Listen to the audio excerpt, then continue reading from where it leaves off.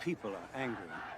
9 weeks ago, we had an election in this country, but because 2 states refused to certify, neither Conway nor myself received the 270 electoral votes required for victory. So they gather here every morning to exercise their magnificent right, guaranteed by the First Amendment, to let their angry voices be heard. And so, Thanksgiving, Christmas, and half of January have come and gone, and all 3 branches of government are in crisis. The Congress is in disarray, the Supreme Court is down to justice and doomed to deadlock, and the executive branch is without a boss. You see, my feeling is, I think the Founding Fathers, they just got tired. And really, can you blame them? I mean, you can't think of everything. Black swans, Murphy's Law. I mean, at a certain point, you just have to sign off and cross your goddamn fingers and hope for the best. Or adopt flippism, a pseudo-philosophy of life in which the most important decisions are made by the flipping of a coin. It was first introduced in the Disney comic book Flip Decision, one of my favorites, in which Donald Duck is persuaded by Professor Batty to make all the most important decisions based on the flipping of a coin. Life is but a gamble. Let flippism guide your ramble. We've had this sort of trouble before. The election of 1800, Jefferson versus Burr. They wound up in a tie, 73 electoral votes each. That was the number required then. And that's when Congress tried to address what the Founding Fathers just couldn't imagine. And poof, the 12th Amendment was born. And it says that if the states don't certify, it's the House that chooses the president and the Senate that chooses the vice president. Now, the House is a bit of a mess, but the Senate is rather democratic in how they choose the VP. 1 person, 1 vote. But if there's a tie, and this is where Donald Duck comes in, it's resolved by the toss of a coin. A solution that's elegant as hell, but then there's no elegance in modern politics. It's mostly hell. The identity of the next president of these United States is once again in the hands of a bunch of self-serving, money-hungry, boot-licking, power-seeking politicians who can be seduced or sucker-punched or blackmailed into submission. And all I need is just 1 more vote than the other guy. As you can see, the Founding Fathers didn't plan for this. But I did.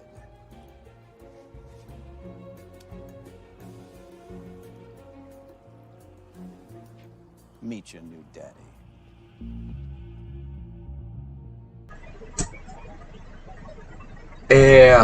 Posso ler uma coisa para você?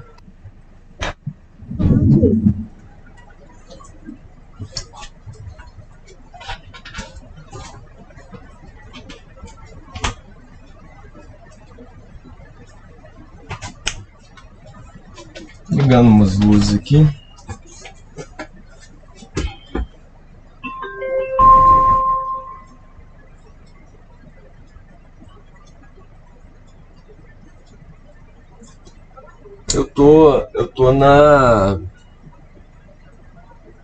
Eu tô no Unimonte, são os estudantes saindo das suas provas e tal. É um dos quebra-cabeças dos relacionamentos que depois de alguns meses, ou até anos incrivelmente promissores, um dos membros do casal pode começar a exibir alguns comportamentos notadamente agressivos, inflexíveis. A ternura e a amabilidade anteriores desaparecem, entram a rudeza e a negligência. Tudo o que parecem querer fazer é sair sozinho com os amigos ou até mesmo flertar com estranhos. Alguém pode se perguntar se há uma outra pessoa no casal que deve ser de alguma maneira culpada por isso. Talvez tenham feito algo errado, talvez estejam sendo, de certas formas até apropriadas, punidos por não corresponderem às expectativas que estabeleceram. Mas na verdade pode ser muito mais indireta e complexa. Em alguns casos, o parceiro está de fato sendo punido, mas não por fazer algo errado. Se podemos colocar dessa maneira, eles estão sendo punidos precisamente por fazer as coisas de forma bastante correta. Eles estão sendo punidos por não abandonarem seu amante, por não ficarem zangados, por não serem maldosos, por não procurarem em outro lugar, por não gritarem, por não intimidarem, por não humilharem. Eles estão sendo punidos por sua doçura, esmagados por sua gentileza e atormentados por sua fé. Por que diabos comportamentos gentis se mostrariam problemáticos? Porque em um dos fenômenos mais estranhos do amor, a gentileza do parceiro pode desencadear um desejo intenso de uma pessoa em punir o seu amante. Pelo que, muitos anos antes, em sua infância, um ou os dois dos seus pais fez ou fizeram de errado com eles. É a própria doçura do parceiro, sua gentileza e lealdade, sua desinclinação à violência e irracionalidade, que criam as condições perfeitas nas quais uma parte ferida experimentará, então redirecionará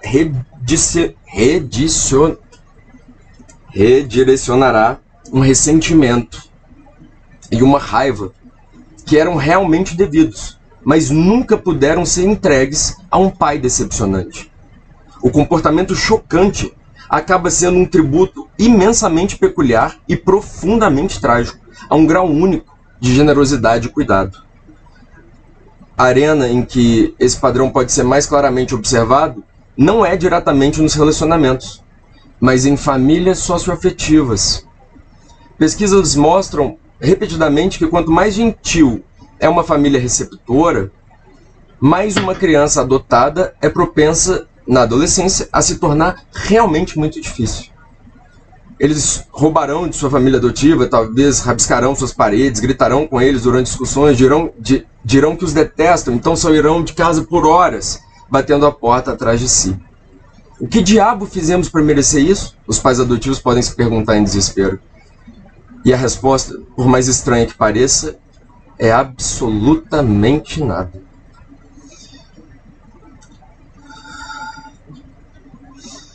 É exatamente porque vocês estão sendo maltratados. Vocês estavam sendo tratados horrivelmente por não serem horríveis. Estão sendo forçados a sentir o que o bebê abandonado teve que suportar, quando ninguém mais se importou em ouvir.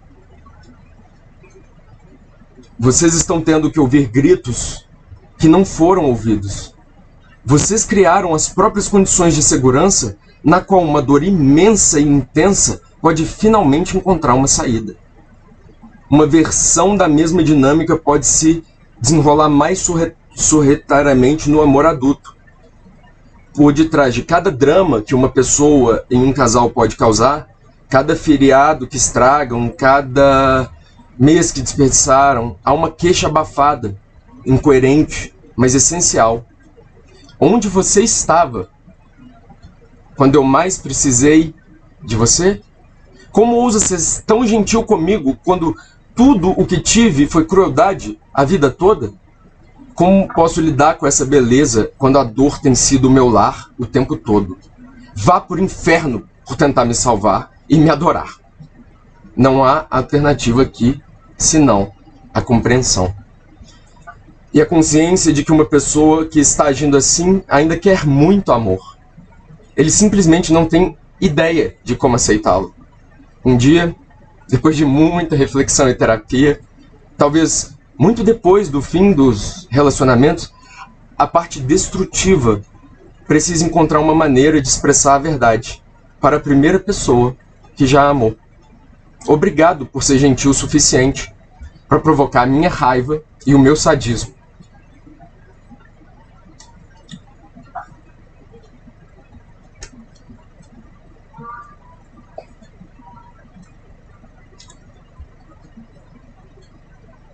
Desculpas profundas desculpas por tentar destruí-lo por seu amor incessante. Eu nunca quis te machucar. Eu simplesmente não tinha ideia do que fazer com a dor dentro de mim. Nos céus acima, anjos estarão chorando.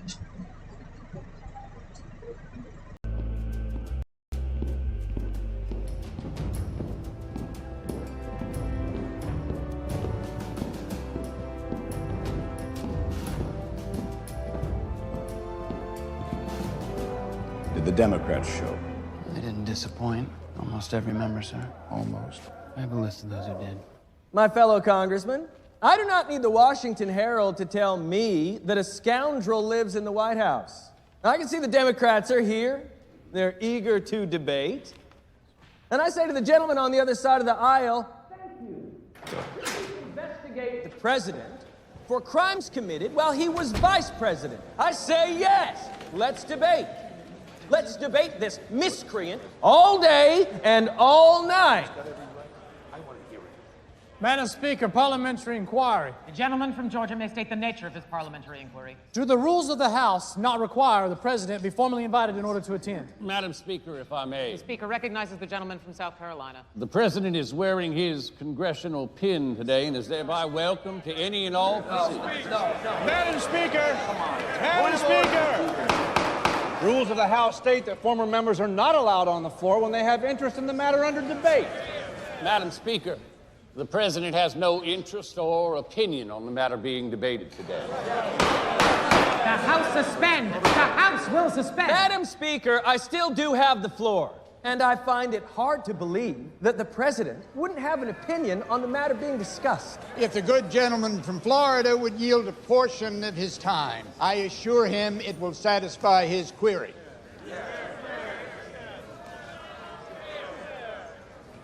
I yield 3 minutes to the leader. And I yield my time to the former congressman from South Carolina and the President of the United States. Parliamentary inquiry.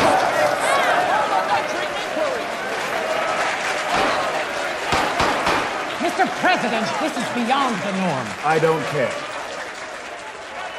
I don't care. And I also do not care about your investigative committees. No, that is not what I care about today. The House will cease. That is not what I care about today.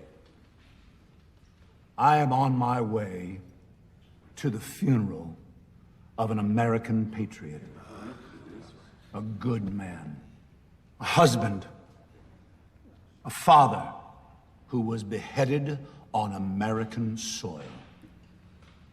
And this chamber chooses to debate me? The House will suspend. To speak to a full session of this chamber, and my requests were Madam denied. Speaker! You must yield the floor. I will not yield, Madam Speaker, because I cannot wait.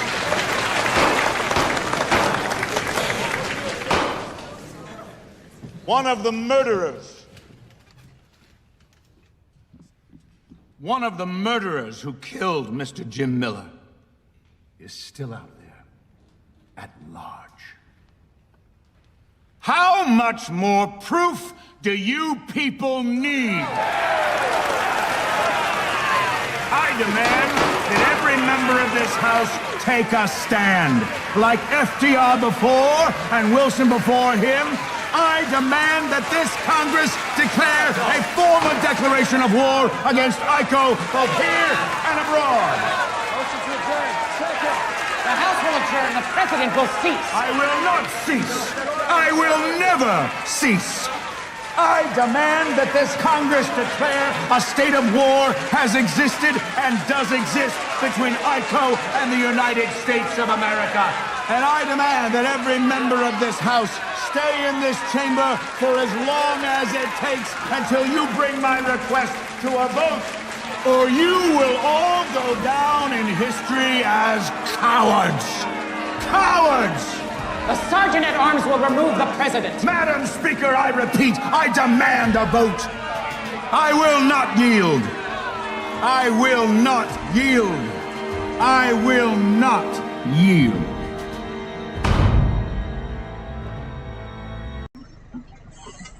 Uma versão.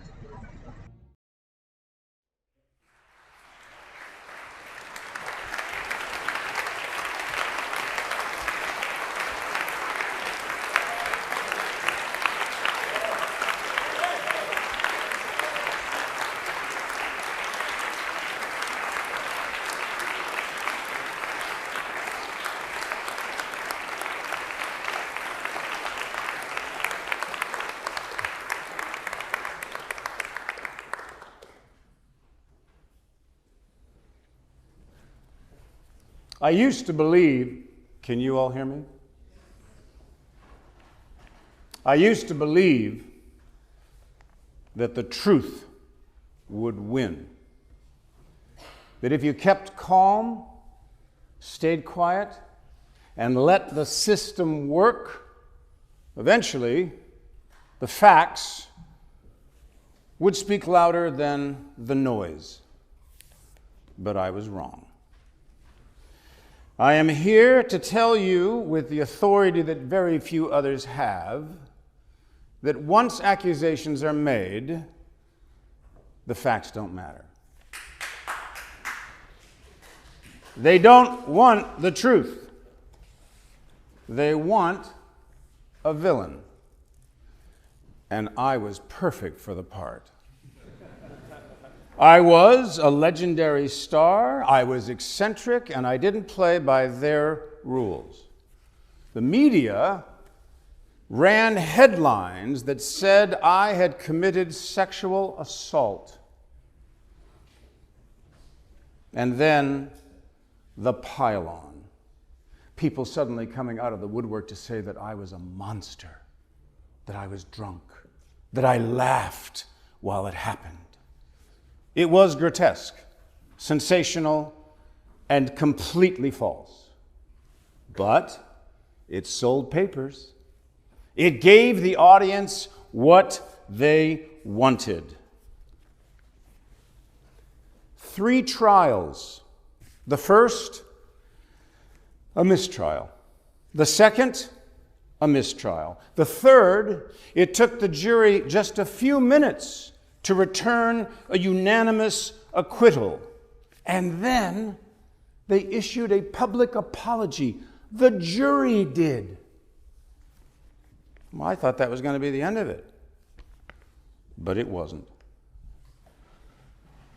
Am I still angry after all these years? Well, the bigger question might be, why aren't you? I mean, you believe in justice, don't you? Don't you? Don't you? It gets worse. During my trials, unbeknownst to me, 10 of the top studio bosses in Hollywood bonded together to hire a czar to show Wall Street and the public that they took their concerns of immoral behavior that were rumored to be taking place and that they would clean up Hollywood once and for all. And so, 1 week to the day that I was cleared of all charges, I was officially blacklisted to ever work again in the industry and the profession I had only ever known. Not when I was accused, not during the trials, but only after I finally won my case. After the system had done its job. That's when they threw me away. Not because I was guilty, but because I was inconvenient. And in this business, truth doesn't redeem you, it embarrasses the people who are wrong about you, and so they bury you even deeper. Now that story that I just shared with all of you happened over 100 years ago. Oh, did you think I was talking about myself? Oh, no. I have been sharing with you the story of Roscoe Fatty Arbuckle, one of the most beloved, bankable stars of the silent era. In fact, in 1918, he signed the biggest contract in Hollywood to that point. Paramount Pictures paid him $3 million, which made him the highest paid actor at the time in Hollywood. And then, just a few years later, he was accused of a crime he didn't commit. 3 trials, full acquittal, and then blacklisted. not because of guilt, because of a narrative. I want to read to you what the jury wrote in their letter of apology in their own words after they exonerated him. This is directly from a New York Times article entitled, "Arbuckle Acquitted in 1-Minute Verdict." 1 minute. Dated April 13th, 1922. This is a quote now. "Acquittal is not enough for Roscoe Arbuckle. We feel that a great injustice has been done him. We feel also that it was only our plain duty to give him this exoneration under the evidence for which there was not the slightest proof adduced to connect him in any way with the commission of a crime. He was manly throughout the case," that's how they wrote this. "He was manly throughout the case and told a straightforward story on the witness stand which we all believed. The happenings at the hotel was an unfortunate affair for which Arbuckle, so the evidence showed, was in no way responsible. We wish him success and hope that the American people will take the judgment of 14 men and women who have sat listening for 31 days to the evidence that Roscoe Arbuckle is entirely innocent and free from all blame." That was in 1922, 103 years ago.